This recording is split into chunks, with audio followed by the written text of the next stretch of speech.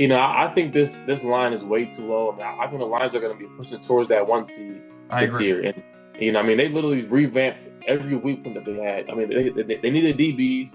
Went and grabbed Carlton Davis, grabbed some DBs. They went ahead and needed another D lineman. They grabbed DJ Reader, and so I think them losing that game and kind of getting a taste of what it feels like to come that close. I think they're going to be pushing towards 12 wins easily. Yeah.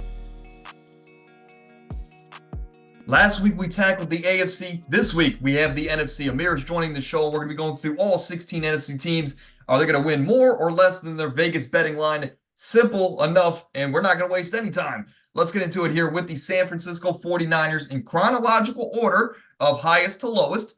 Right now, the Niners are at top at 11.5 wins. And Amir, there's not a lot to say about the San Francisco 49ers. They've been on top of the AFC for a couple years now. They just went to the Super Bowl, and they had one big question over the last couple years. Who is their quarterback? And they got a guy that went from undesirable to undeniable, Mr. Irrelevant in Brock Purdy. Of course, he's the guy in charge now, leading the crew with all those talented weapons they have on offense. This team didn't really lose much this offseason, but, they didn't really make any huge acquisitions. Regardless, they still have a first-round pick, a couple picks to play with. Very interesting going into next year, but as long as they have this core, it's hard to bet against the 49ers. But any additional thoughts, Amir, here? And, of course, welcome to the show. No, not really. I think as long as they have Shanahan, they'll be fine. And like it was mentioned, I mean, they still have the core of their offense. Debo, Ayuk, which people are kind of making a huge speculation about, but I don't think he's going anywhere. No. I mean, they still got McCaffrey. Only problem, I think they need to concern is that right side of the O-line. I mean, other than that, I mean, I think they're going to be fine. Yeah, no. I mean, Trent Williams is going into his last dance year, I believe, but they have pick 31 in the draft, and they can grab a guy down the board like a Tyler Guyton or someone of that nature to, of course, help out and I guess spell Trent Williams whenever he decides to hang it up. But the Niners are going to be the Niners. They're going to be back and probably more dangerous than ever. But then we talk about the Detroit Lions, a team that, again, if they relied on their actual football minds and not analytical or analytics, this is a team that, if they kicked a field goal or two or didn't go for so many fourth downs, they could have been in the Super Bowl against a team that they beat in the regular season last year. Of course, there's some context that needs to be thrown out there with that Chiefs-Lions matchup.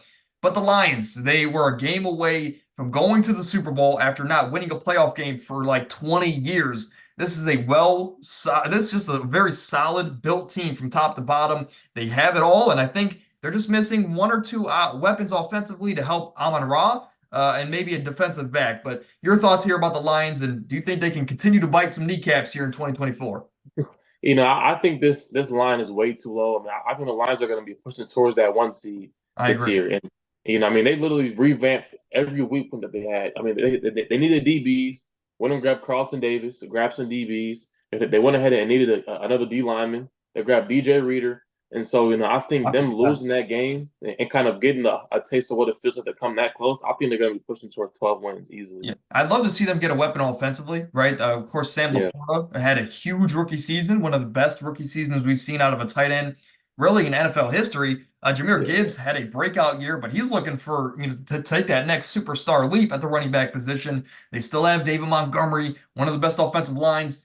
Like you said, Amir, this team's going to be fine, and they should be pushing for that 1 seed here. But again, we're going to be talking about that next week or maybe the week after as far as who we think is going to finish where as far as the NFL playoffs. Moving over to the Philadelphia Eagles, their line is at 10.5. And Amir, we can both agree this line is incredibly too low.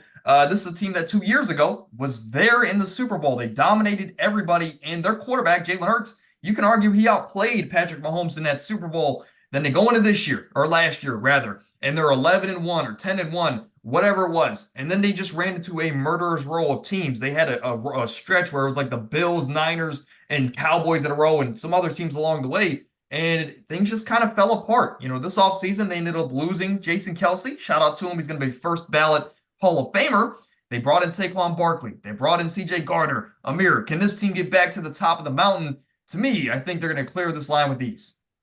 I think they'll easily be, pushing towards 12, 13 wins. I mean, this team is loaded from top to bottom. The toughest part for them would be kind of getting over that mental block, that hum from last year, But, I mean, realistically, they got a new D coordinator, a brand new fresh mind, which was the biggest concern. They got a new offensive coordinator. And, they go ahead and bring back CJ. They're probably going to grab a corner in the draft. And, Quinyon I mean, Mitchell. exactly. And you look at, I mean, their secondary now. I mean, their secondary isn't terrible. I mean, they have some young pieces. A guy like Eli Rex who can still develop. Ringo who can still develop. And so I think this team will easily clear this line. Both of those guys you just mentioned there were SEC guys. It just so happens that might just be the best conference in college football. Yeah. I don't know why people argue that SEC is not on top of things. However, I agree with you here. I think Jalen Hurts also has gotten an extreme amount of hate over this last year. I mean, it's crazy how fast the media changes. It's really a "what have you done for me lately" media world that we live in now, where 2 years ago people were saying that Jalen Hurts is a top 5 quarterback and this Eagles team is going to kill everybody and go win a Super Bowl. And then they lose a Super Bowl. And ever since they started to lose a couple games, the media's turned on them. And nobody believes that Jalen Hurts is even a comparable or a decent quarterback anymore. A competent quarterback is what I was looking for. But it's a crazy world that we live in. But we agree this team is going to pass this line. And I think, again, they can fight for that number 1 seed. It's really going to be a three-headed monster of a race here in the NFC side of things. Then we talk about a division foe of the Philadelphia Eagles.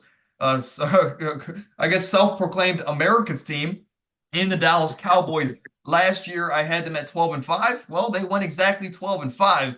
This is a team that year after year, they have one of the most solid, complete rosters in football, star-studded at that, with guys like Dak Prescott, CD, and Micah Parsons.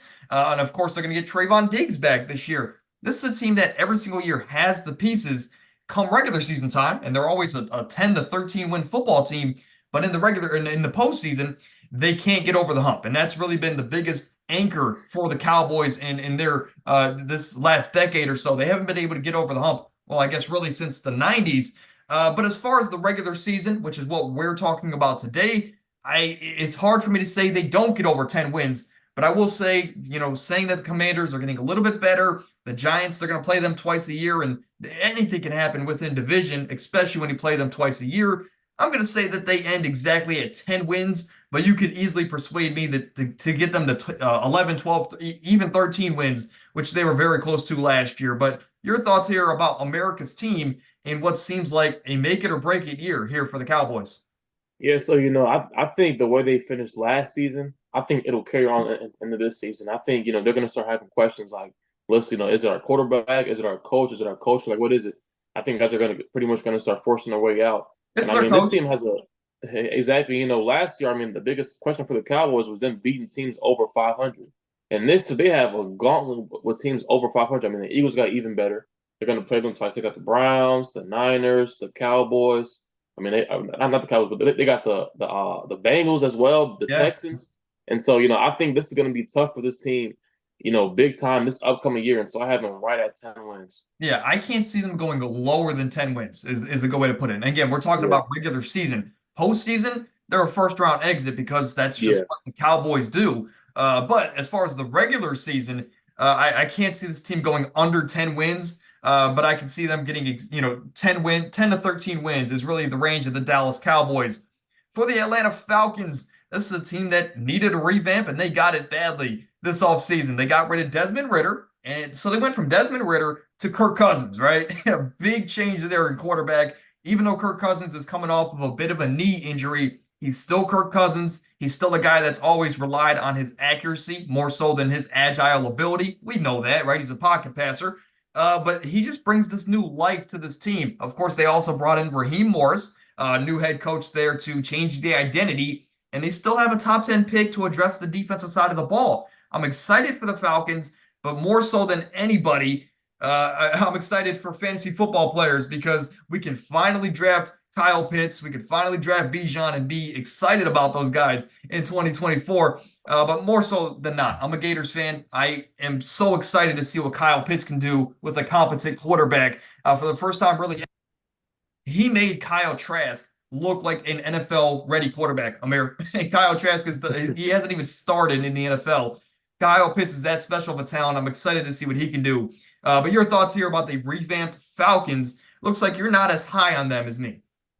I honestly, I think this line is close. I can see them winning 10 games.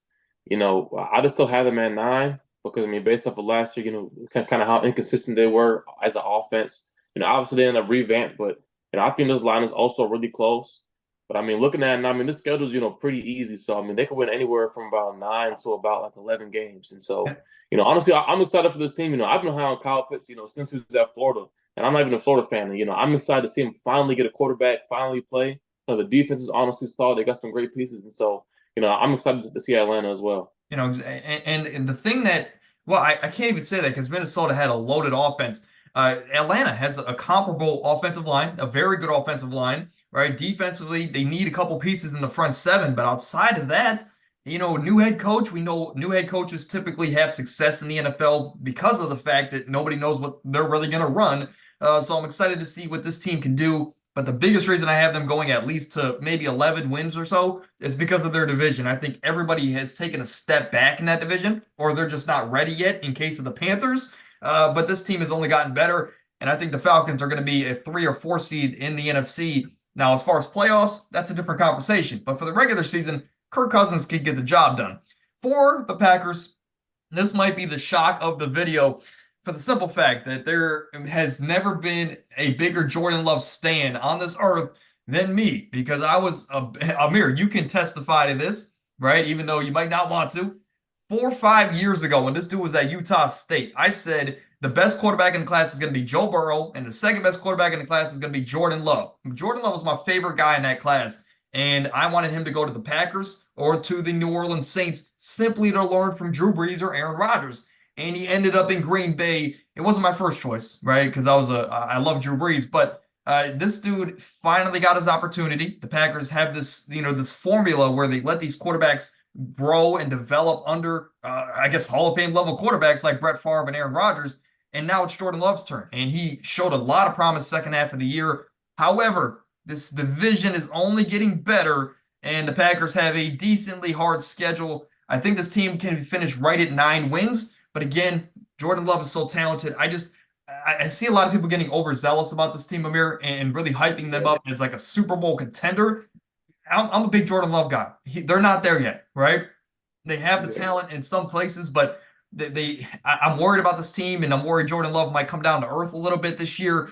But as far as a 9.5 wins, I think they're about an 8 to 9 win football team, probably barely out of the playoffs. But your thoughts about the Packers? Do you think they can live up to these Super Bowl hype allegations? I have them right at 10 wins. I'm not gonna say, necessarily contenders. I think that contender category is pretty, narrow. But I think this team is gonna be, kind of like last year. They get in the playoffs and they're gonna be like a sneaky team that might sneak up on you.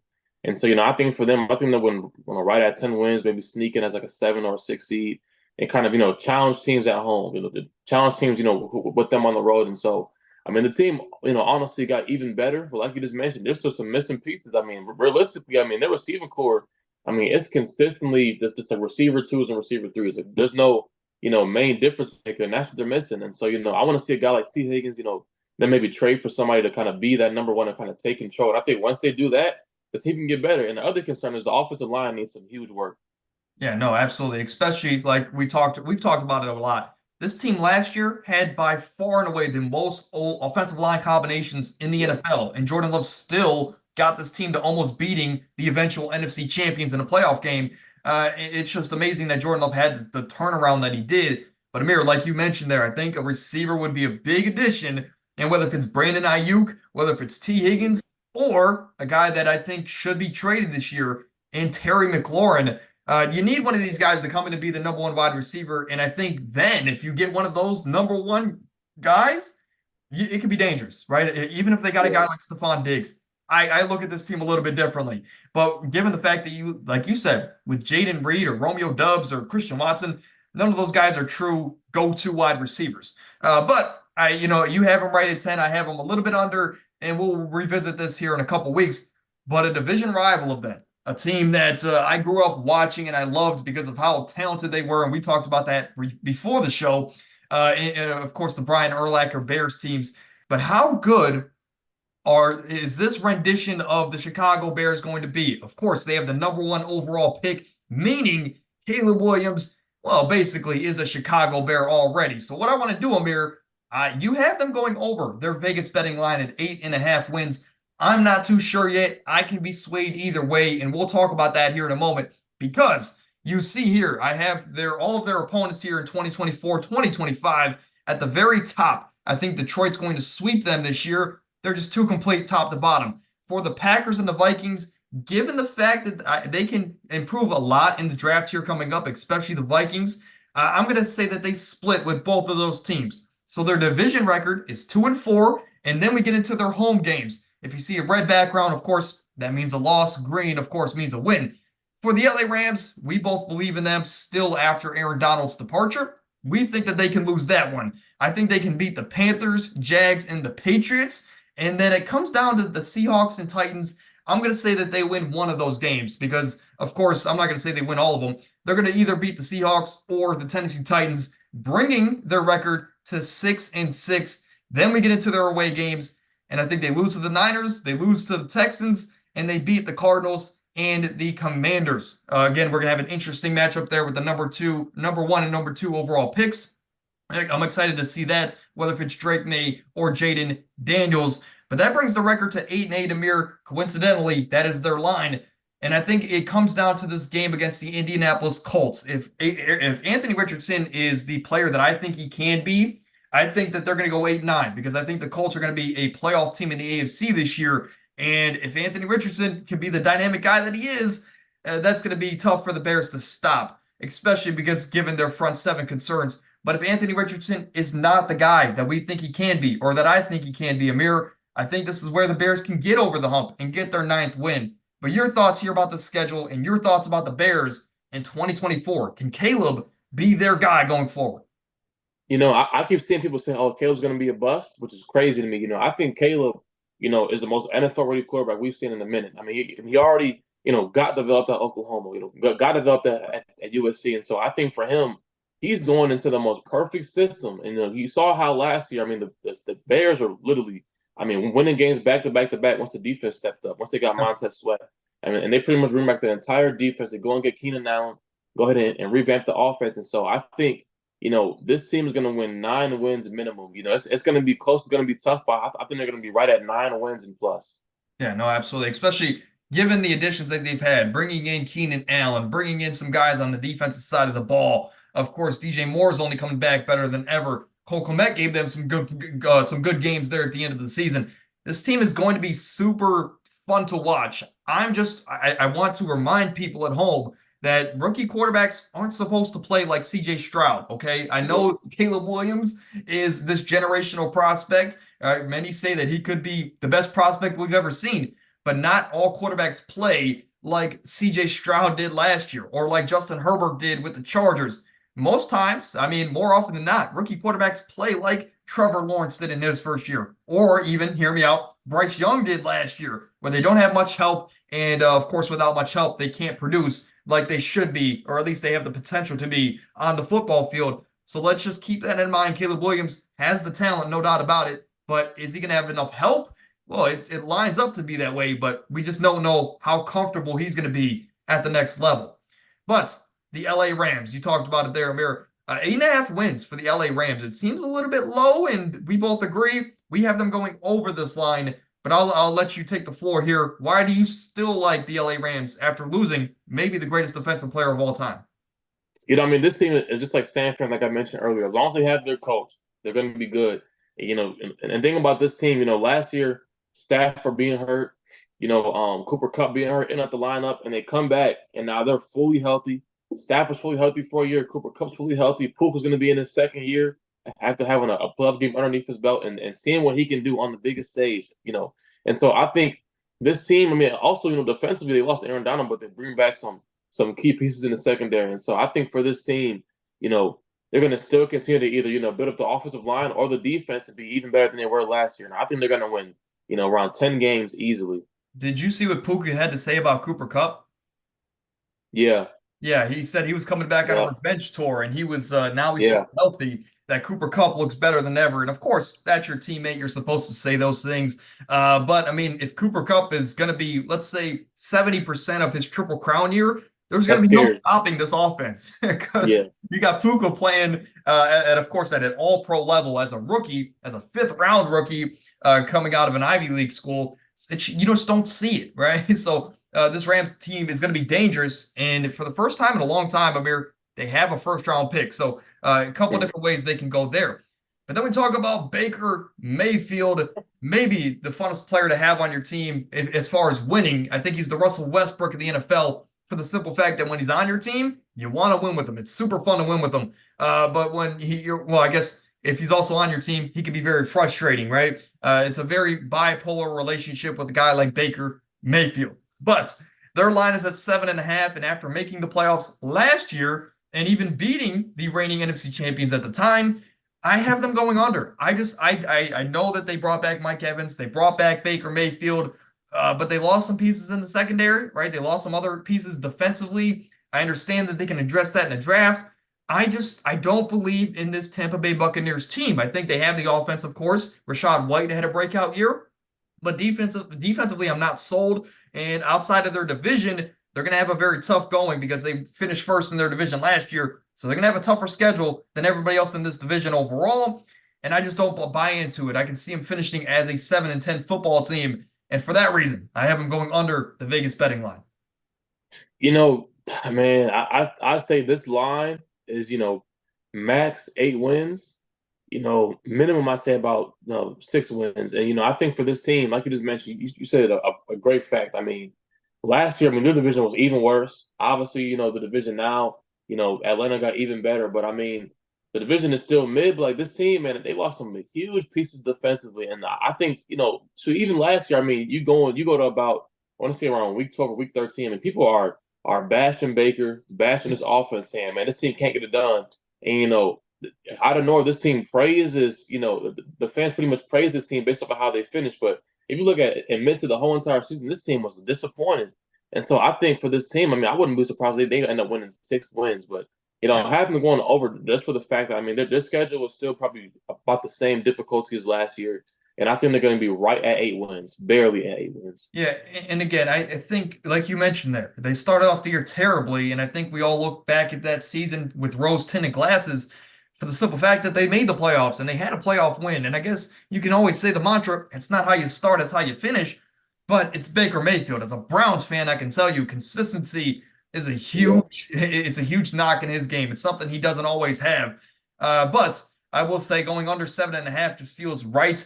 But again, this team, who knows? This team will come out next year and have 12 wins and shock the world. But I think we definitely look back at last year with rose-tinted glasses. And again, what did they finish with? 9 wins last year? And that was with everything going right. This year, the Carolina Panthers have gotten better. The Saints are going to be the Saints. They're going to be their mediocre 7-9 win football team. and of course, the Falcons got a lot better.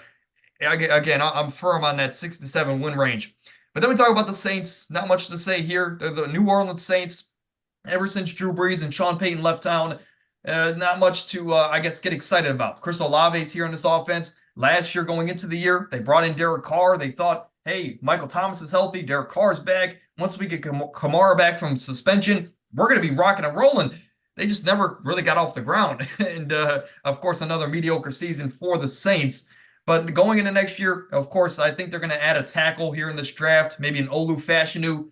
But outside of that, not much to say here about the Saints. I think for the same reasons that we said about the Tampa Bay Buccaneers, I'm going to say here for the New Orleans Saints, I'm not too excited about them. I think they're a 6-7 win football team. Yeah, I think this team is literally just like the Pelicans. They're going to be consistently mid, consistently average, kind of be somewhat, I think that's a little harsh on the Pelicans. But I think this Saints team is going to be this mid. Probably win about 6 or 7 games. I don't see them winning 8 games this year because realistically, this team. I say Derek Carr showed some promise towards the end of the year last year, but offensively, they really have no weapons. Outside of Olave, Kamara took a step back last year, and so I think for this team, really, I don't see them really doing much. That's it. Yeah, I'm going to have them going under for the simple fact that they have Taysom Hill, and fantasy players hate Taysom Hill. Then we talk about the team with the 12th man, the Seattle Seahawks. 7.5 wins is their Vegas betting line. And again, they have Geno Smith coming back for yet another season. They're in definitely a position here at pick number 16 in the NFL draft they can draft a quarterback. They can go out there and get a Michael Penix or a Bo Nix in the first round, or if they want to hold off in the second round. It's going to be an interesting position that the Seahawks are in, and they have the weapons offensively. They have a great defense now, especially with Mike McDonald coming in as the head coach, coming over from the Baltimore Ravens. Pete Carroll finally hung it up, but maybe that's the identity change they need. Regardless, they have the talent. I'm just worried about the quarterback, and their division is only getting better. So for those reasons, again, I have them going probably around a 6-7 win football team. We're seeing a trend here, Amir. Yeah, I mean, I think this team is going to be, probably around 6 to 7 wins, like you just mentioned. I mean, and shoot, I mean, realistically, I mean, this team has a tough, last 5 games. I mean, they got the Bears, Lions, Rams, Jets, and then San Fran. So I think, this team is going to be a team that might start off a little decent and kind of just fall apart. Really, and I was saying this, last year. I think the biggest mistake Seattle has made was trying to bring Geno back and pretty much build off of that one outlier year. That means at the end of the day, I mean, the dude spent a whole decade in the league, had one good year, and you go ahead and try to just bring him back and try to get even better, which is tough to do. And so I think this team is going to pretty much take a step back. I would say, I think defensively they're going to win them some games.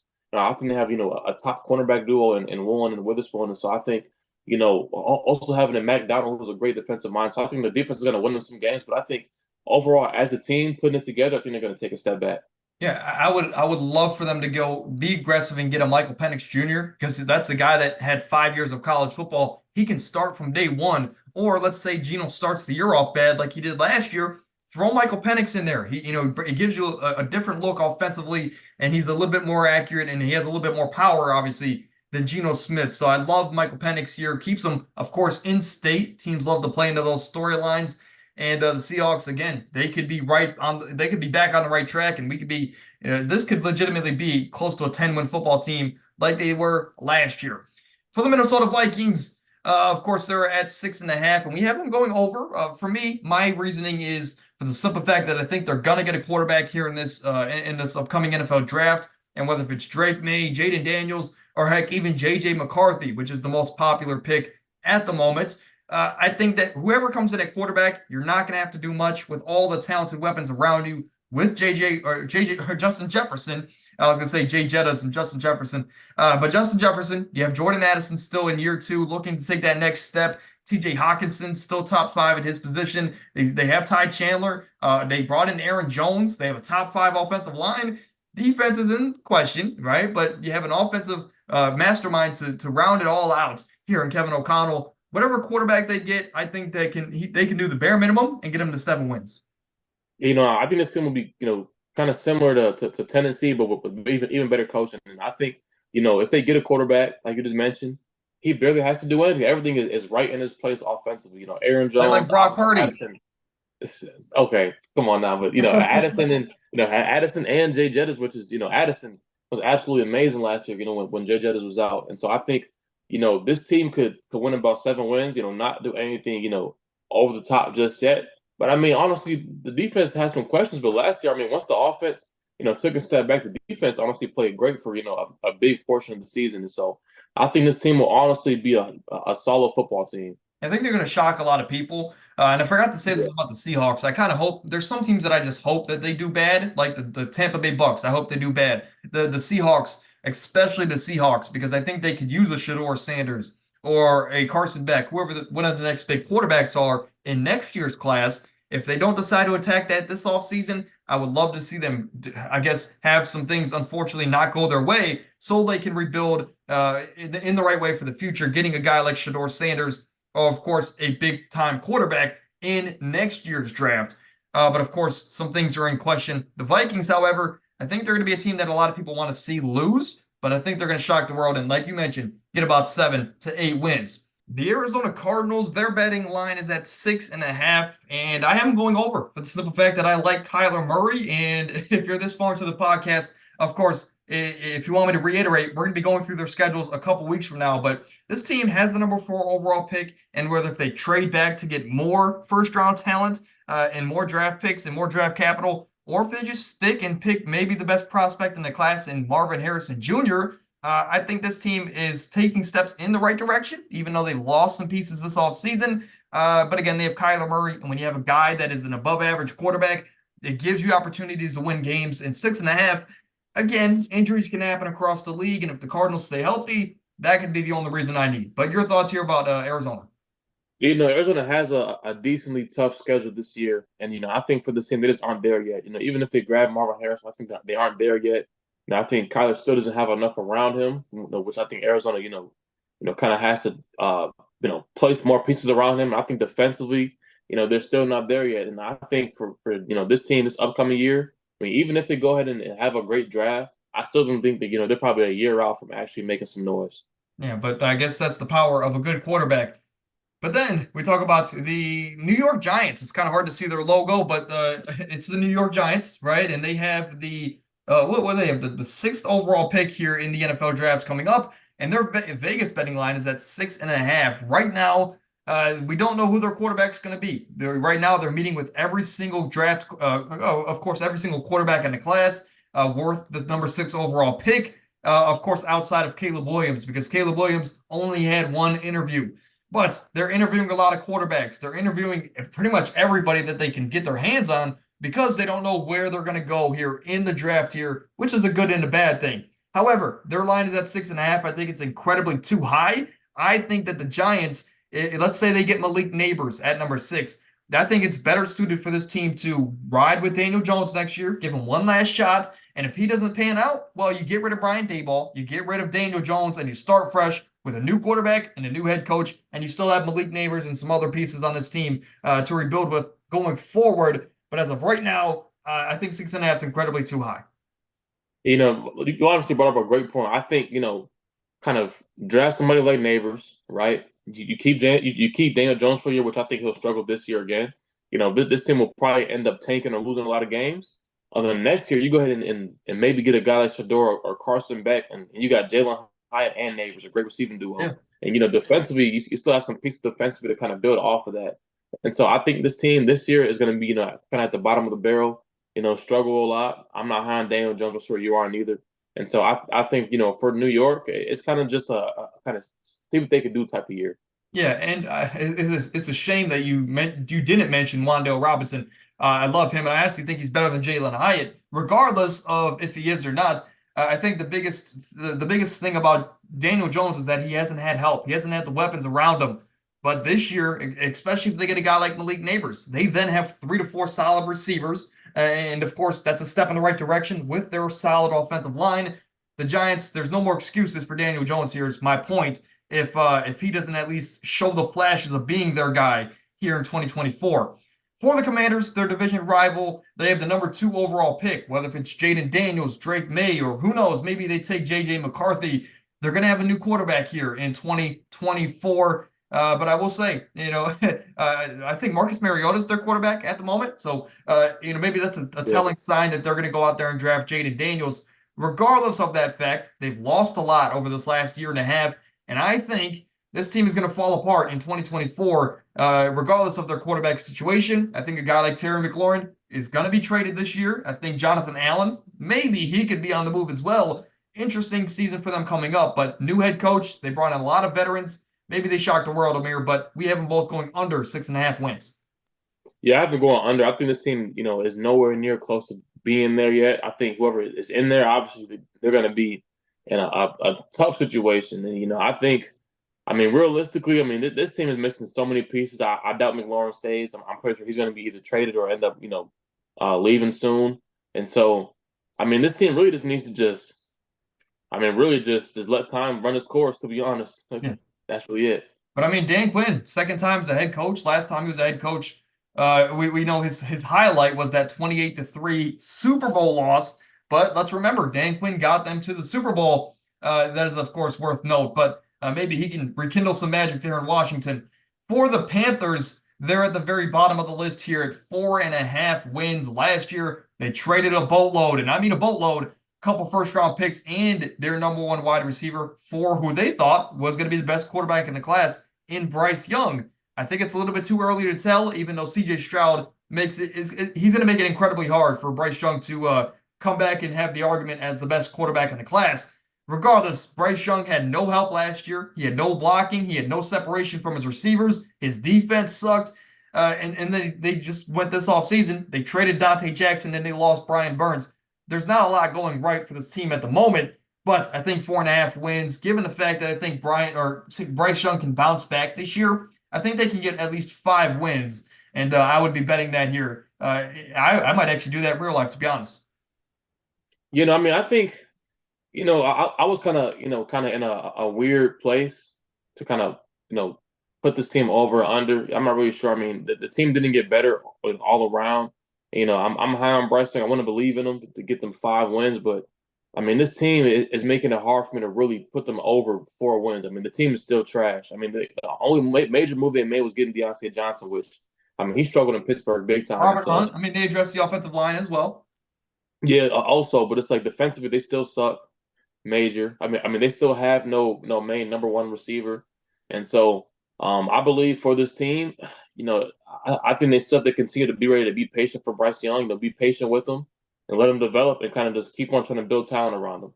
Yeah, new head coach, by the way, and David Canales, a guy that's built up a guy like Geno Smith. He built up a guy like Baker Mayfield, and now he has the chance to do it with Bryce Young. Interesting to see if he can get him back on the right track.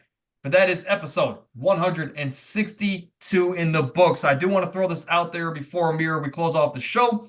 This Saturday, I'll probably be releasing our first round NBA playoff predictions. Of course, I'm just waiting for the play-in to finish before I give you guys another podcast. So on Saturday, if you're interested in playoff predictions, tune back into the channel. That video will be there for you. And then next week, it's going to be a lot of draft content. I want to let you guys know we're going to dive into some prospects, maybe do another mock draft. Of course, next week, that is the main focus of the channel, and really the sports world is the NFL draft. But Amir, any last thoughts before we get out of here? Of course, thank you for joining the show. Not really, man. I'm excited really for the NBA playoffs now.